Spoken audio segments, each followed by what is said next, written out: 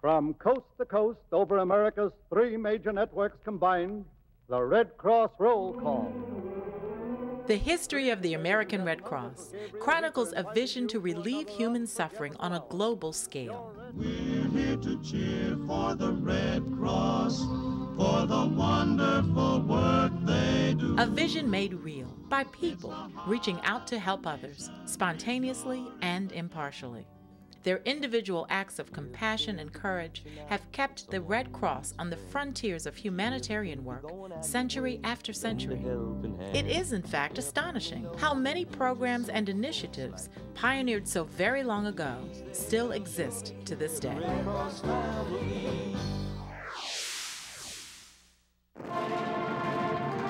The International Red Cross and Red Crescent movement was founded in 19th century war-torn Europe by Swiss businessman Henri Dunant after witnessing the death and suffering of 40,000 soldiers at the Battle of Solferino in northern Italy. I was so overcome with compassion, horror, and pity that I became the Samaritan of Solferino because I tried to be useful. There is need for voluntary orderlies and nurses, zealous, trained, and experienced, whose mission would be recognized and supported by the commanders in the field. Henri Dunant. Dunant's book, Memory of Solferino, and his relief efforts led to the creation in 1863 of the International Committee of the Red Cross. 12 countries also adopted the first Geneva Convention, declaring that wounded and sick combatants were to be cared for by either side in a conflict.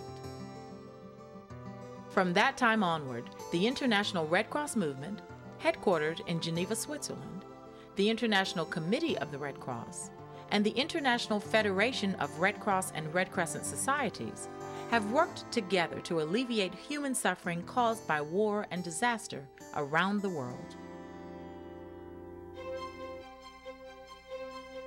As Dunant established the International Committee of the Red Cross, Clara Barton was demonstrating her indomitable determination and skills for organization on the battle frontiers of the Civil War.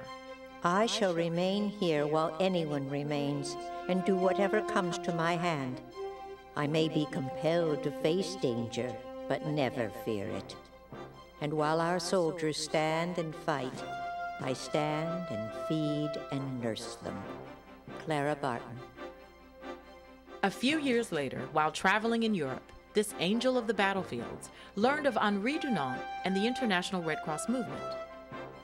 When Clara returned home, she organized the American Red Cross in 1881 at age 60. Within months, the organization was providing its first disaster relief in the aftermath of a devastating forest fire in Michigan. The next year, Clara convinced the American government to ratify the Geneva Convention, bringing the United States into compliance with the principles of the International Red Cross movement. In her 23 years as president, Clara led relief efforts after disasters such as the Johnstown flood and the Galveston tidal wave of 1900 that caused over 6,000 deaths. The first American Red Cross response to a major overseas emergency was to the Russian famine in 1892, where the American Red Cross oversaw distribution of tons of grains and medical supplies. By the close of the century, the Red Cross had also provided service to those in need in other parts of the world, helping victims of social unrest, and recruiting 700 nurses who delivered medical assistance to the military during the 1898 Spanish-American War.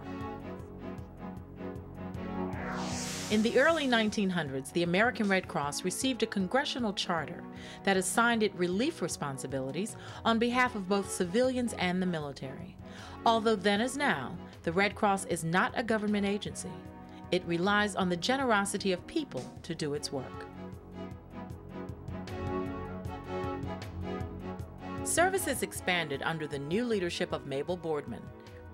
Red Cross workers traveled around the country by rail, teaching first aid and injury prevention. Mabel Boardman chose Jane Delano, head of the Army Nurse Corps, to become director of the Red Cross Nursing Service.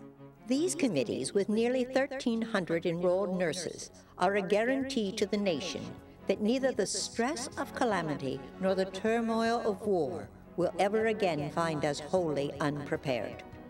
Jane Delano. By creating a rural nursing service for medically underserved populations in remote areas, Jane Delano established the presence of the Red Cross at another frontier, our nation's public health care system. At the same time, the Red Cross was pioneering humanitarian work in Cherry, Illinois. A mine collapse had killed 260 people. Led by National Director Ernest Bicknell, the Red Cross established a pension fund for hundreds of widows and orphans. When the magnitude of the Cherry Mine accident became known, relief activities sprang into life in every corner of Illinois. The United Mine Workers of the state and nation set into motion the machinery for collecting a relief fund among their membership. Ernest Bicknell. This response laid the groundwork for Congress to later establish workers' compensation policy as we know it today. The Red Cross continued to break new ground in water safety when it introduced a water safety program, the Life Saving Corps, headed by Commodore Wilbert E. Longfellow, known as the Amiable Whale, for his enthusiasm and dramatic training techniques. With the onset of World War I, the American Red Cross mobilized millions of volunteers to meet the needs of the American and Allied forces. Within weeks of the war's outbreak, the Red Cross traveled on the Mercy ship to Europe, carrying 170 surgeons and nurses. When the U.S. entered the war, the American Red Cross did as well, with supplies, recreational activities, and other aid. Canteen service for troops in transit, the production corps to make garments, surgical dressings, comfort kits, and other supplies. I used to get awful worried about all the troubles, but my mommy told me about some people who helped the American Red Cross. Acts of courage and compassion continued throughout the Depression as Americans donated their time, talents, and money to the Red Cross. In 1939, the American Red Cross became the chief supplier of civilian relief supplies, eventually aiding 75 million victims overseas. In 1941, the Red Cross began a blood donor service for the U.S. military. The first request was for 20,000 units of plasma. Instead of producing only liquid plasma from donated blood, Dr. Charles Drew, a brilliant and renowned African-American scientist and teacher, and his hospital staff, manufactured large quantities of dried plasma, which lasted longer.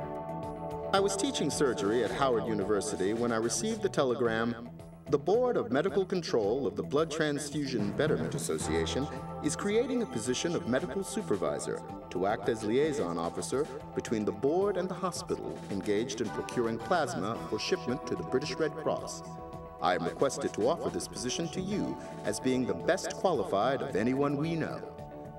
Of course, I accepted immediately. Charles Drew. The Red Cross recruited over 70,000 nurses, provided 42 million emergency communications, and sent more than 27 million food and medicine parcels to the nearly 1.4 million U.S. and Allied prisoners of war in Germany and elsewhere. It wasn't long before the American Red Cross was supporting U.S. troops again in Korea and later in Vietnam, supporting not only our troops, but also 130,000 refugees. President Kennedy died at 1 p.m. Central Standard Time. I have a dream. The fundamental principles of the American Red Cross and Red Crescent movement, values that both John F. Kennedy and Reverend Martin Luther King Jr. also shared, were defined at the 20th International Conference of the Red Cross in 1965. The confrontation was not created by the police. The confrontation was During the turbulent 60s and 70s, youth and world events took center stage for the nation and the Red Cross. The organization increased our focus on young people by creating innovative youth volunteer programs. In 1967, Nick Lameche was still in college when he started volunteering for Friendship Latin America, an international work-study sponsored by the National Youth Office. It wasn't always smooth sailing. The danger of running down the street as bombs fell all around me didn't stop me from trying to find my partner, Thomasina. She was in the building where we taught our Red Cross courses to the Hondurans. It was now a makeshift hospital for the wounded victims of the bombing attack on the village. Very quickly, we found ourselves practicing first aid instead of teaching it. Nick Lamesh. Nick's involvement with Red Cross Youth earned him the honor in 1970 of being the youngest person ever appointed to the American Red Cross Board of Governors. He was 24.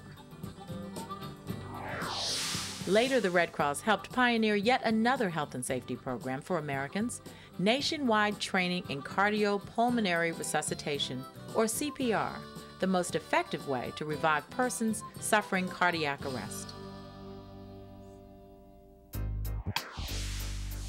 It was in this decade that the American Red Cross made great contributions through blood services. Please give blood. There's a life to be saved right now. During the early 80s, Dr. Jerome H. Holland served as the first African-American chairman of the Red Cross. There may be a tendency to sit back and sit on the laurels of our past, but the only way we can be successful in the future is to build on our firm foundation of the past. Each of us, from personal experience and by individual voice, must communicate the values and satisfaction of participating in community service under the Red Cross banner. We must look to all segments of the community. Jerome Holland. Jerome Holland made his mark as a diplomat, educator, and humanitarian. Red Cross disaster relief has continued to be mission critical. When the terrorist events of September 11, 2001 occurred, the Red Cross responded on a scale never before experienced by either the organization's workers or those they served. Yet far outnumbering man-made disasters are the large-scale natural disasters Red Cross has responded to in recent years, such as hurricanes, earthquakes, flooding, and tornadoes. The American Red Cross has often joined the International Federation of Red Cross and Red Crescent Societies to provide relief for survivors of natural disasters worldwide, such as the terrifying tsunami disaster in December 2004.